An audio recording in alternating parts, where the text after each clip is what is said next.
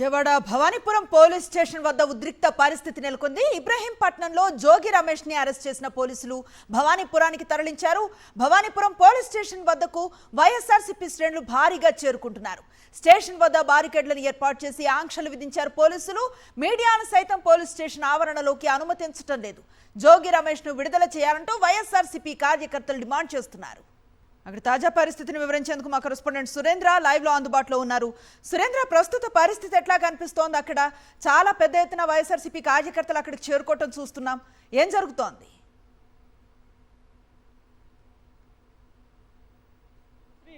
Bhavanipuram police station దగ్గర ఉద్రిక్త వాతావరణం నెలకొందని చెప్పాలి. ఇబ్రహీంపట్నంలో అక్రమ బూడిద తరలింపుకు వ్యతిరేకంగా మాజీ మంత్రి జోగి రమేష్ ఆధ్వర్యంలో ఆందోళన బాటపట్టారు. గత కొన్ని రోజులుగా కూడా దీని మీద ఆందోళన చేస్తున్న పరిస్థితి కనిపిస్తుంది. మూలపాడులో ఎమ్మెల్యే అక్రమంగా నిల్వ చేసిన ఏవైతే బూడిద లారీలు ఉన్నాయో అన్నింటిని కూడా అడ్డుకోవడం కోసం ఈ రోజు మూలపాడికి జోగి రమేష్ బయలుదేరి ఈ నేపథ్యంలో జోగి రమేష్ ని వైసీపీ కార్యకర్తలను కూడా ఇంటి దగ్గర పోలీసులు అరెస్ట్ చేసి భవానీపురం పోలీస్ స్టేషన్ తీసుకొచ్చారు. తీసుకొచ్చిన తర్వాత మనం చూస్తే భవానీపురం పోలీస్ స్టేషన్కి ఎప్పుడైతే జోగి రమేష్ తీసుకొచ్చారో అప్పుడు వైసీపీ కార్యకర్తలు ఎవరిని కూడా పోలీసులు అనుమతించారు, బారికేడ్లు పెట్టారు. మీడియాని సైతం అడ్డుకొని లోపలికి ఎవరు వెళ్లకుండా ఆదేశాలు ఇది ఇచ్చిన పరిస్థితి.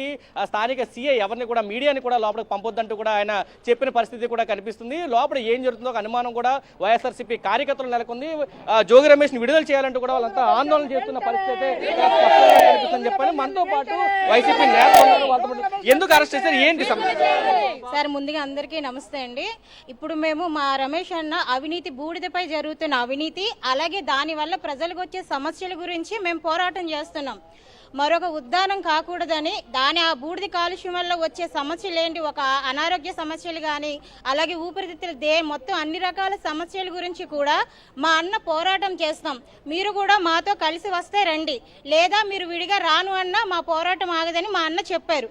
దానికి సంబంధించి అంతేకాకుండా ఈ బూడిద ఎలా ఉందంటే, అవినీతి తిన్న బూడిద గుంటనక్క సింహం ముందుకు వచ్చి తడగొట్టిందంట.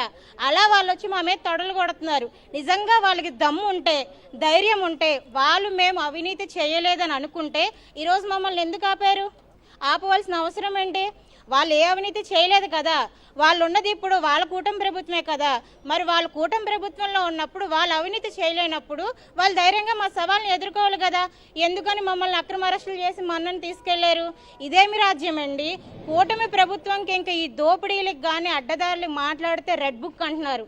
గుర్తుపెట్టుకోండి, మీ రెడ్ బుక్కి మేము ఫైర్ అనేది పుట్టిస్తాము. మేమైతే ఎక్కడా తగ్గేది లేదు. మేము ఎంతవరకైనా వెళ్తాము. మేము ఆడ మగ ఎవ్వరం కూడా మేము తేడా లేకుండా మేము న్యాయం కోసం పోరాటం చేస్తాం. మా అన్న నిజంగా అవినీతి జరిగింది అని అనుకుంటే కనుక అది నిరూపించండి.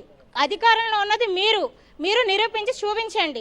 మేము ఛాలెంజ్ విసురుతున్నాంగా, సవాల్ కొడుతున్నారుగా, తొడగొడుతున్నారు కదా. సింగిల్ పార్టీలో ఉండి తొడగొడుతున్నారా ఏంటి?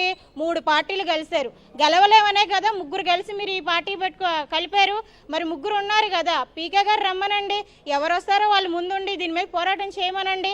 మాట్లాడితే మేము న్యాయం, మేము అది ఇది 4 వస్తాం. గతంలో వీళ్ళు ఏమైనా చికెన్ షాపుల్లో పనిచేశారా ఏంటండి? మాట్లాడితే 4 వస్తాం, పీకలు వస్తాం అని చెప్పడానికి. ఒక అధికారమైన పదవుల్లో ఉండి పద్ధతి గల పదవుల్లో ఉన్నప్పుడు నోట్లో వచ్చే మాటలు కూడా అంతే పద్ధతిగా రావాలి.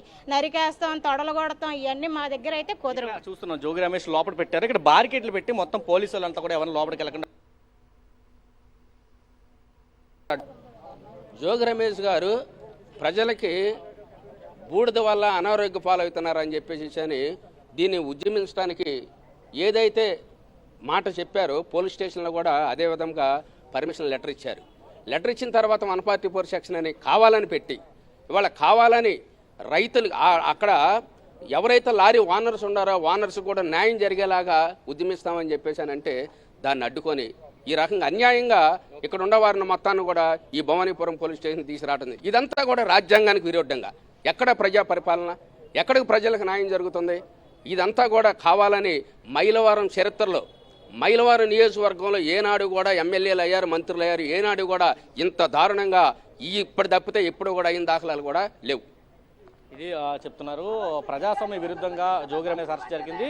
ఒక ప్రజా సమస్య మీద పోరాడుతుంటే ఏ విధంగా అరెస్ట్ చేస్తారంటూ వాళ్ళంతా కూడా అడుగుతున్న పరిస్థితి కనిపిస్తుంది. తక్షణం జోగి రమేష్ ని విడుదల చేయాలంటే వాళ్ళ ఆందోళన చేస్తున్నారు. పోలీసు ఆంక్షల్ని కూడా వాళ్ళు వ్యతిరేకిస్తున్న పరిస్థితి కనిపిస్తుంది. రాజ్యాంగ విరుద్ధంగా ఇటువంటి అక్రమ అరెస్టులు చేయడం మీద ఖచ్చితంగా పోరుబాట పడతాము. ఎన్ని అరెస్టులు చేసినా, ఎన్ని కేసులు పెట్టినా ఖచ్చితంగా ప్రజల పక్షానే వైఎస్ఆర్సీపీ నిలబడుతుందంటూ కూడా వాళ్ళు చెప్తున్న పరిస్థితి కనిపిస్తుంది. Anusri. Right, thank you Surendra.